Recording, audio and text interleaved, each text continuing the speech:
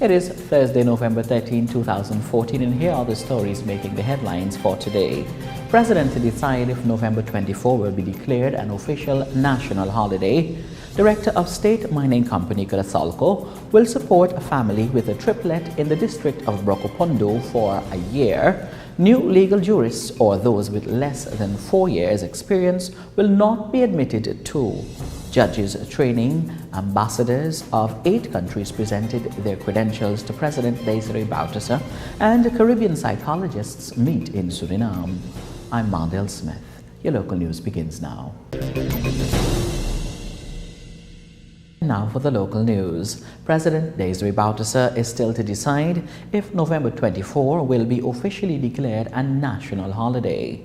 On November 24, the new year begins for the Javanese who profess the so-called Ahama Shawa faith. On Tuesday, during his visit to the university, the head of state during an interview said he still has to consult with his advisors before he makes a final decision.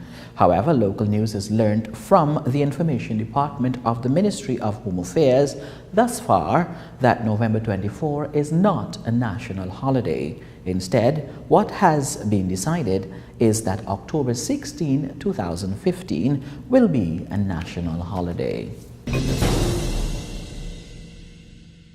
Helping the less fortunate is just talk for some, but kindness in action is the hallmark of Suriname's Sergio Akimbuto. The director of Grasalco has committed to supporting a family in Brokopondo, which recently welcomed the birth of newborn triplets, and he opted to offer human kindness from his own pocket.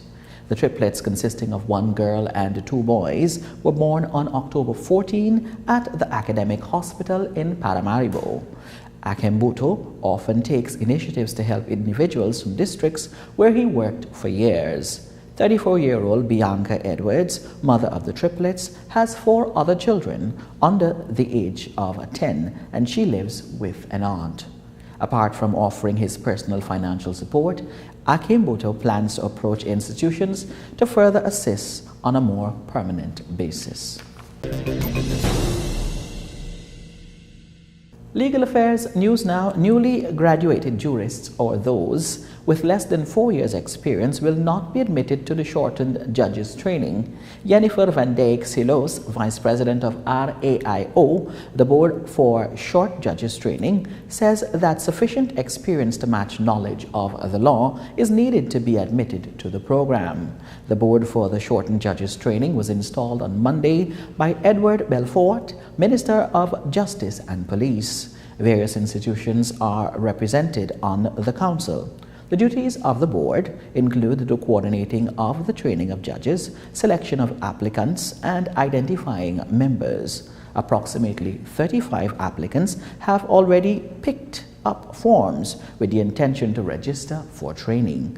They will, in order to be admitted, go through rigorous selection procedures. It is not yet known when the new group of legal trainees will start with the training. Foreign Affairs News Now. Ambassador for 8 countries presented their credentials yesterday at the cabinet of President Desiree Bouterse.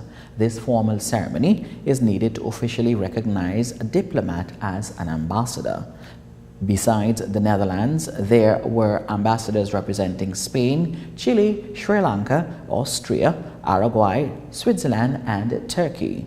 Probably the most notable was the arrival of Dutch Ambassador Ernest Norman to the cabinet of the president.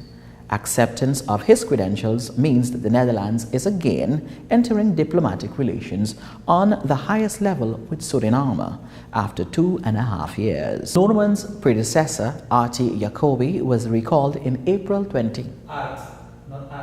Okay. Norman's predecessor, Art Jacobi, was recalled in April 2012 by the Dutch government after the adoption of the amnesty law. According to Foreign Minister Winston Lacken, the diplomatic relations between the 2 countries are now restored.